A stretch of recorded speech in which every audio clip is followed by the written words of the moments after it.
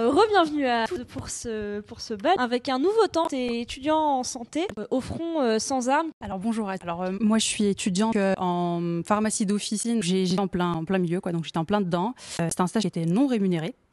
Et du coup, j'ai dû un peu mettre de côté ce que je devais faire de base, donc faire des commentaires d'ordonnance par exemple. Donc j'ai tout de suite mis ça de côté. On m'a directement comptoir pour délivrer des médicaments aux patients. Donc ça, c'était mon expérience à moi. Et donc là, j'ai pu recueillir le témoignage d'une collègue qui est en 5e année de médecine, donc qui est en externat. Et donc en fait, je vais lire son témoignage dans un premier temps, et ensuite on essaie d'en ressortir les points clés. Donc voilà. Donc en termes d'humain, on a quand même appris énormément de choses. Après, effectivement, il y a certains petits trucs qui me font dire qu'on est quand même un corps de métier qui est relativement traité. En termes, on a été énormément sollicité dès le début, c'est-à-dire qu'on recevait des mails pour aller dans des établissements de type petite clinique et petite maison de retraite. J'avais l'impression que finalement, on nous appelait pour faire un métier qui n'était pas le nôtre. C'est-à-dire qu'on disait ça sous forme de fonction infirmier. Sauf que les amis que je connaissais en école d'infirmière, j'ai l'impression qu'ils appelaient des étudiants en médecine aller là-bas pour faire un rôle de pseudo-médecin, tout simplement. Co-externes se sont retrouvés à prescrire des traitements alors on n'est pas habilité à faire ça. C'est une décision qui n'est quand même pas anodine. Là, on a passé la première vague, j'espère qu'il n'y aura pas de deuxième. Chacun a repris sa place au stage, à l'hôpital public, tout à la normale. Enfin aussi normalement qu'il puisse l'être. Si vous voulez bosser, vous pouvez aller retourner bosser dans l'établissement dans lequel pendant la crise Covid. Et du coup, je me dis qu'en fait, on est toujours dans cette même dynamique. On nous propose des sortes de contrats au mois, à la mission. Et en fait, on retourne les carrières. Eux, ils voient des étudiants qui sont à bac+4, qui assurent un travail, ils paient une misère, tout simplement, au lieu d'embaucher une infirmière où il faudra payer des charges, des taxes, un salaire. Il faudra embaucher une plus longue durée, avoir un certain engagement. Et c'est pourquoi ils préfèrent prendre des étudiants précaires qui ont besoin de cet argent. Je trouve que la démarche est en général malhonnête. J'étais en stage de chirurgie, donc c'est un stage qui a directement commencé à rouler au ralenti. On avait une urgence qui bougeait. C'était un bloc par jour pour assister le chirurgien. Au niveau de la pédagogie du stage, c'était un peu bof. On avait deux grandes occupations. Notre stage initial qui ne prenait pas beaucoup de temps. Sinon, on avait des astreintes aux urgences. Ou alors, on allait aider dans des anciens services. Et ensuite, je n'ai pas fait des astreintes aux urgences parce que c'était la seule chose que j'étais en mesure de faire. Parce que bon, je vais quand même le dire, on avait un sacré paquet de cours avec des échéances de partiels qui étaient à la maison. Bon, on ne sait pas trop comment ça va se passer, si ça va être plus dur. Donc finalement, au-delà du stress lié à la situation Covid, on s'est trait de cours. Je ne trouve pas ça normal. Je pense qu'on aurait dû aménager cette année de sorte qu'on puisse chacun apporter une aide pleine et entière à l'hôpital. Puis une fois, dès que j'étais en astreinte, je me disais, j'ai une astreinte, ensuite fatiguée, je vais tomber malade, je vais avoir le Covid, pouvoir réviser.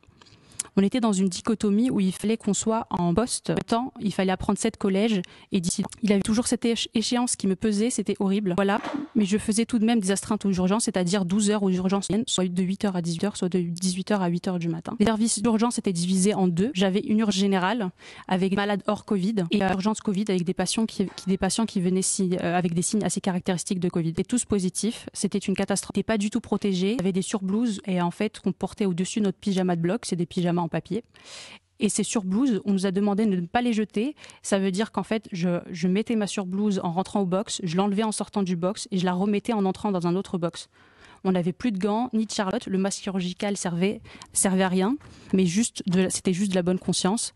Ce qui fait 12 heures durant laquelle on voyait en moyenne 20 à 25 patients avec le même matériel. Et c'est inquiétant parce que je me disais que j'étais en train de disséminer le Covid allègrement au sein du service. C'était des nuits de folie, des journées de folie où ça ne s'arrêtait pas. Tu te poses pas et ça s'enchaîne. Les patients s'amoncelaient à la porte des urgences, il y avait du stress.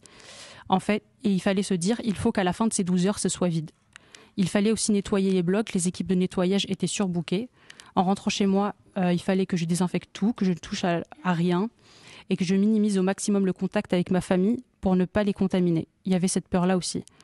La prime, on a fini par l'avoir. Je n'y croyais pas du tout parce qu'à l'origine, on nous avait dit que les astreintes qu'on faisait seraient payées comme des gardes, sauf que je voyais bien qu'ils ne comptabilisaient rien du tout. Donc moi, je me suis dit, je me suis fait arnaquer encore une fois, mais c'est pas grave. Au final, on est tous dans le même panier. Tout le monde participait. Je me voyais mal dire, non, mais moi, je veux mon fric. Donc j'avoue, la prime, ça fait plaisir au final. Donc voilà pour ce premier témoignage de Noah, qui est en médecine. Ça, il est assez intéressant, mais là on voit que clairement il y a eu une mise en danger des étudiants et des étudiantes, mais globalement de tout le personnel de santé avec pas de moyens pour se protéger, donc de leur santé à eux, mais aussi des patients et des patientes qui pouvaient pas se protéger du virus. Donc c'est assez révélant du manque de moyens qui existe dans l'hôpital public depuis plusieurs années et qui s'est que accentué, et ça se retrouve dans les études aussi de santé. Complètement, complètement. En fait, je pense que la crise Covid, elle a mis en évidence quelque chose qu'on avait du mal à voir. C'est que on fermait des lits, ça se voyait pas, c'était pas grave. Mais quand on se retrouve dans une situation de crise comme celle-ci, on voit qu'on n'est pas du tout prêt. On n'est pas du tout prêt à faire face à ce genre de crise, à avoir le matériel nécessaire, à mobiliser un nombre de personnes suffisant dans les hôpitaux. Les équipes se sont retrouvées en sous-effectif avec des professionnels de santé qui se sont retrouvés atteints du Covid aussi. Donc ça diminue encore une fois le nombre de personnes dans les services. Donc ils ont fait appel aux étudiants en santé, toutes filières confondues, donc que ce soit des étudiants en médecine, des étudiants en pharmacie, de soins infirmiers, kinés, les aides-soignantes, tout ça, tous les étudiants ont été mobilisés pour cette crise. Et c'est vrai que ça va au-delà du simple rôle des étudiants dans l'hôpital, mais ça montre comme quoi l'hôpital public est vraiment à bout de souffle, je pense. Je pense qu'on le pense tous au final. Et du coup, on parlait de moyens, mais aussi la question des rémunérations de ces étudiants et ces étudiantes-là.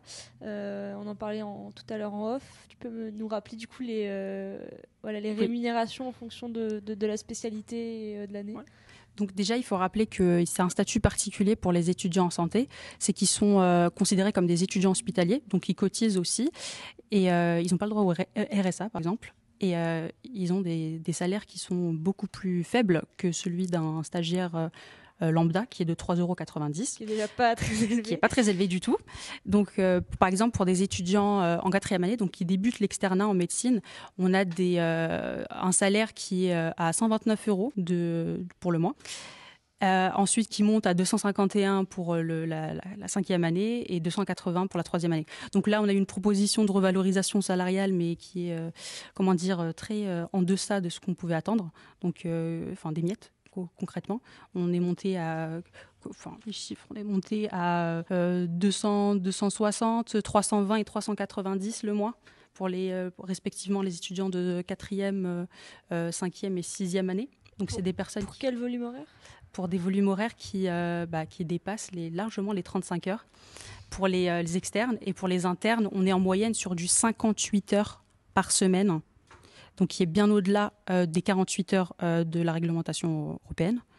Et il faut savoir que les étudiants internes, donc les internes, ils ont eu récemment, le 9 juillet dernier, ils ont eu gain de cause pour la revendication du salaire au SMIC horaire, sauf qu'il n'y a pas de décompte horaire. Donc en fait, c'est payé par demi-journée. Et du coup, tout ce qui est au-delà de 48 heures, c'est pas comptabilisé concrètement. Et donc, il n'y a pas tout ce qui est reprise par rapport aux gardes, c'est pas non plus très bien géré. Donc il y a tout un système qui n'est pas très... c'est pas juste une question de rémunération, c'est aussi une question de comment on gère le personnel hospitalier à l'hôpital. On voit qu'il y a énormément de burn-out, énormément de professionnels de santé qui se sentent pas bien dans la fonction, qui n'estiment pas réaliser le travail auquel ils étaient destinés. Voilà. Avec toute la politique de libéralisation de l'hôpital public, on est vraiment dans des paiements à l'acte. Donc voilà, on a un patient, on expédie le patient pour le suivant, et voilà, donc on n'est plus dans un environnement très sain. Il y a le passage un peu de la patientèle à la clientèle, quoi. C'est qu'on a des malades qui ne sont plus des patients, mais des clients d'un service marchand et non pas d'un service public. Complètement. Parce ça résulte aussi du fait qu'on est en manque de personnel, parce que quand on se retrouve avec des infirmières qui sont responsables d'un seul étage, à elles toutes seules, et qui doivent faire le tour de toutes les pièces à elles seules, et gérer tous les patients à elle seule, c'est sûr que niveau temps, on va pas passer le temps qu'il faut avec les patients, quoi. On veut juste régler le nombre de patients et passer à la question suivante, quoi. Et on en parlera un peu plus amplement dans le temps, dans le prochain temps, encore celui d'après sur étudier c'est travailler, mais il y a aussi du coup la question de la reconnaissance du travail. Donc comme on disait, c'est des étudiants et des étudiantes qui commencent à travailler assez tôt dans leur formation, mais qui ont encore ce statut d'étudiants et d'étudiantes, mais on reconnaît pas leur travail à juste valeur dans leurs années d'études, et qui se retrouvent à être payés une misère alors qu'ils font un travail à plein temps, quoi. C'est ça, complètement. En fait, la crise Covid, elle a aussi mis en avant quelque chose de super important, c'est que l'hôpital public nécessite le travail des étudiants et étudiantes en santé. Leur rôle, il est quand même primordial dans le bon fonctionnement de l'hôpital public. Leur travail, il n'est pas anodin. Ils font des tâches quand même qui sont essentielles. Les externes, des fois, se retrouvent à faire des tâches dites ingrates, administratives, dont certains veulent se débarrasser, mais qui sont quand même super importantes. Donc ça, c'est au stade d'externat. Et puis quand on est interne, on réalise quand même le travail d'un médecin diplômé. Ils font exactement la même chose et ils n'ont pas la reconnaissance nécessaire. Donc ça, c'est déjà de prime abord pour les étudiants en médecine, mais pour les étudiants et étudiantes en soins infirmiers, ça se ressent aussi. Il y a aussi toute la pression liée à leur fonction, donc ils ne sont pas reconnus à leur juste valeur, déjà en tant que futurs diplômés. Et en tant qu'étudiants, j'ai pas parlé aussi des salaires des étudiants et étudiantes infirmières, mais ça reste quand même très bas. On est sur du 30 € la semaine. C'est dire à quel point à quel point on dénigre quand même le travail de ces personnes qui fournissent un travail colossal. Elles exercent le même travail qu'une aide-soignante ou un aide-soignant à l'hôpital. Donc ce manque de reconnaissance, il est quand même très violent pour les étudiants qui, dès le début de leur cursus, sont confrontés à ce genre de choses. On a clairement besoin d'eux pour faire fonctionner le... C'est de la main-d'œuvre pas chère, et sous prétexte d'années de formation. C'est ça, mais surtout, la qualité aussi de la formation des futurs étudiants, elle est aussi à mettre en avant.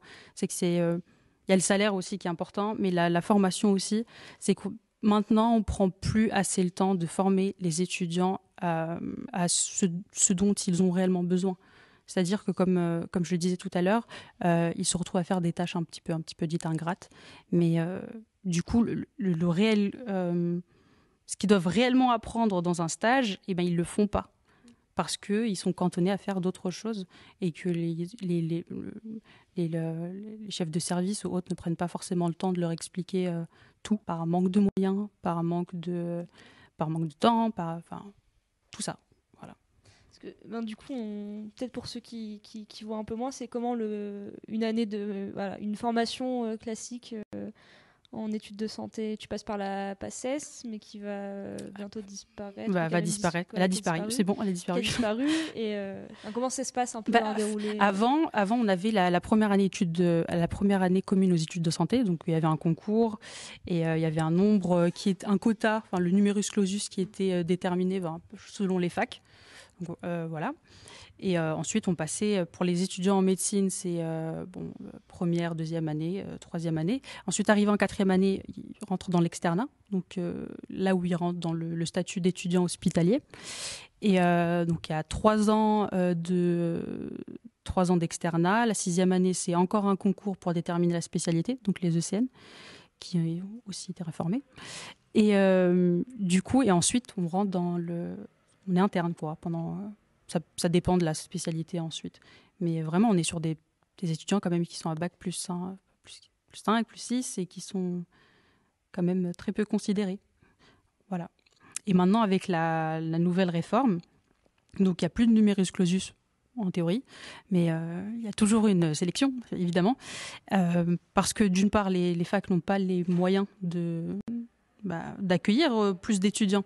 On voudrait bien, on voit qu'il y a une pénurie de médecins, Mais tant qu'on met pas les moyens nécessaires dans les universités pour accueillir plus d'étudiants, on ne sera pas en mesure d'accueillir plus d'étudiants et de former plus de médecins. Donc ça, c'est la première chose. Donc maintenant, il y a la PASS et la LAS. Donc c'est deux... ils ont compliqué vraiment les choses. Il y a deux voies pour passer aux études de santé. Donc il y a la PASS, donc c'est celle qui remplace en quelque sorte la PACES. Donc c'est avec une majeure santé et une mineure qui peut être n'importe quoi d'autre. Pas forcément liée à la santé. Pas forcément liée à la santé. Et donc à partir de là, il y a... c'est un classement aussi. Enfin, il faut valider les 60 ECTS de la licence, parce que c'est une licence. Et ensuite, c'est un classement, encore une fois, en fonction de ta note. Et puis, il y a 50% qui sont pris comme ça en fonction de leur classement, et les 50 autres qui subissent ensuite une autre sélection par oral. Et qui dit sélection par présentation orale, ça ouvre les portes aussi à énormément de discrimination aussi, faut le dire. Des personnes qui viennent de milieux pas parisiens, pas bourgeois, des personnes qui sont dites racisées aussi, qui vont subir des discriminations. Donc ça peut aussi porter préjudice et encore rendre la médecine et les études de santé encore plus élitistes qu'elles le sont actuellement. Donc voilà, donc ça c'est pour la PASS. Et ensuite la LAS, le but, ça serait d'élargir en fait l'accès aux études de santé pour d'autres filières. Donc on peut faire droit, économie, sciences politiques, enfin, peu importe. Donc c'est une majeure différente de celle de santé. Et il y a une mineure santé, quoi. Et là aussi, il faut encore valider 60 ECTS et classement.